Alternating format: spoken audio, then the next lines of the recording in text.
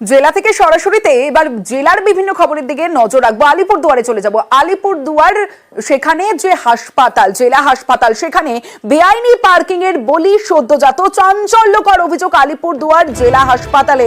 হাসপাতালের সামনেই বেআইনি পার্কিং, আর অভিযোগ বেআইনি পার্কিং এর জেরে ঢুকতে পারেনি অ্যাম্বুলেন্স। পার্কিং এর জেরে অ্যাম্বুলেন্স আটকে শিশু মৃত্যুর অভিযোগ। মৃত শিশুর জন্ম পাল্টা দাবি হাসপাতাল কর্তৃপক্ষের। জংশনেই বাচ্চাটা জন্ম নিয়ে নিয়েছে অ্যাম্বুলেন্সে, তারপরে আলিপুর হসপিটালে পাঠাইলো, তারপরে এই গেটে ঢুকলাম অ্যাম্বুলেন্স নিয়ে।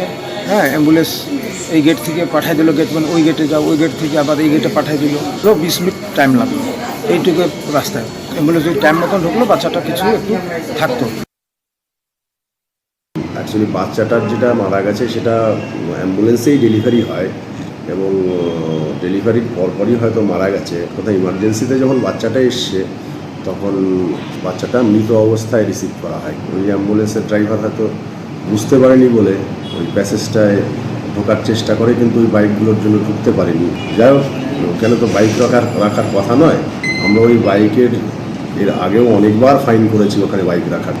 এটা আটকানোর জন্য এখন লাগাতার অভিযান চলবে, রেগুলার ফাইন হবে। বেআইনি পার্কিং আর বেআইনি পার্কিং এর জন্য শিশু মৃত্যু, কিন্তু তারপরেও আলিপুরদুয়ার জেলা হাসপাতাল, সেখানে ছবিটা কোথায় বদলালো, হুশ কোথায় ফিরলো? দেখুন ছবিটা। নো পার্কিং জোনে পার্কিং করা হয়েছে। কারা পার্কিং করছেন হাসপাতালের যারা স্টাফ, তারাই পার্কিং করছে। রোগীর আত্মীয়রা তারা পার্কিং করছেন, বাইক রাখছেন। আর যখন হাসপাতালের স্টাফকে প্রশ্ন করা হয় তখন তিনি এড়িয়ে যান গোটা বিষয়। আপনি তো হাসপাতালের স্টাফ, তাহলে গাড়িটা এখানে রেখেছেন, আপনি বলুন ব্যাপারটা। ঠিক আছে, আপনি যে গাড়িটা এখানে রেখেছেন, এটা তো অ্যাম্বুলেন্সটা কি করে ঢুকবে? একটা ইনসিডেন্ট ঘটেছে। ঠিক আছে, একটু বলুন না, আপনি বলুন। আপনি গাড়ি নেই এখানে, আমার গাড়ি নেই এখানে। কার গাড়ি এগুলো? জানি না। ফটো তুলতে বলুন, ফাইন করতে বলুন, সব গাড়ি এখানে বাইকটা রাখলেন। দেখলাম, আমি এখনই চলে যাবো। এটা তো একটা অ্যাম্বুলেন্স ঢোকার রাস্তা, এখানে এসে মানে বাইক রাখলে তো অ্যাম্বুলেন্স অনেক সময় ঢুকতে পারে না, অসুবিধা হয়। না, আমরা কিছুক্ষণের সময় জন্য 5 minute, 10 minute, 2 minute. No parking তো লেখা আছে সামনে।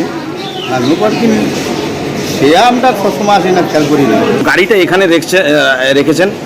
না, মানে আমি হঠাৎ রুগী অসুস্থ ছিল তো, হ্যাঁ, তারা হলো করে এখানে রেখেছে। স্ট্যান্ড তো আছে তো, এইভাবে একটা অ্যাম্বুলেন্স আটকে গিয়ে একটা শিশু মারা গেছে, এরকম একটা অভিযোগ উঠেছিল। না, মানে আমার হাতে সময় ছিল না তো, বাচ্চা অসুস্থ ছিল বলে তাড়াতাড়ি উঠে এখানে রেখেছে।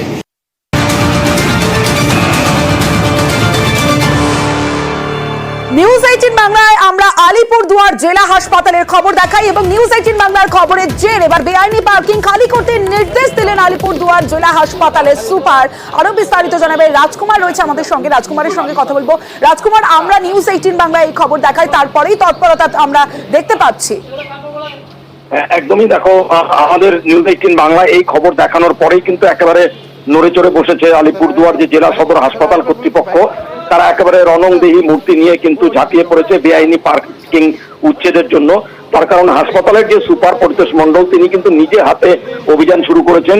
নিজে হাতে ব্লেড নিয়ে বিভিন্ন রশি কেটেছেন, যেখানে জামা কাপড়, ভেজানো জামা কাপড় শুকোতে দেওয়া হয়েছিল, যেগুলো রাস্তা আটকে ছিল। শুধু তাই নয়, ওই এলাকায় যে সমস্ত বাইকগুলো রাখা ছিল সেগুলো বাইকগুলো পার্কিং এ ফাইন করা হয়েছে। এবং যেটা আমরা জানতে পারছি, ওখানে একটা চিকিৎসকেরও বাইক ছিল, একজন চিকিৎসকের বাইক, এবং সেই চিকিৎসকেরকেও কিন্তু ফাইন করা হয়েছে। ফলে আমরা খবর দেখানোর পরে কিন্তু অত্যন্ত তৎপর হয়েছে জেলা সদর হাসপাতাল কর্তৃপক্ষ। তারা কিন্তু সর্বক্ষণ বিষয়টি নজর রাখছে, বেআইনি পার্কিং যাতে সেখানে না হয়। বেশ রাজকুমার। মেইনলি হচ্ছে এখানে সব ওই দড়ি টানিয়ে এই নোংরার মধ্যে কাপড় চোপড়, এই কাপড় শুকোচ্ছে দেয়ালে, দেখছেন কি পরিমাণ নোংরা। এর মধ্যে কাপড় শুকিয়ে এটা যদি বাচ্চার গায়ে টাচ হয়, ছোটো বাচ্চার গায়ে, হ্যাঁ, তাহলে সেই বাচ্চার তো ইনফেকশন হবে। এই জন্য মাঝে মধ্যে এসে আমরা এই দড়ি কাটছি। আর একটা হচ্ছে এই প্যাসেজের মধ্যে বাইক রাখা রীতিমত বারণ আছে। আমি অ্যাম্বুলেন্স ড্রাইভারদেরও ওখানে বলে দিয়েছি যে ওরা যেন কোনো বাইক ঢুকতে না দেয়। এখন থেকে ডেইলি ফাইন করা হবে।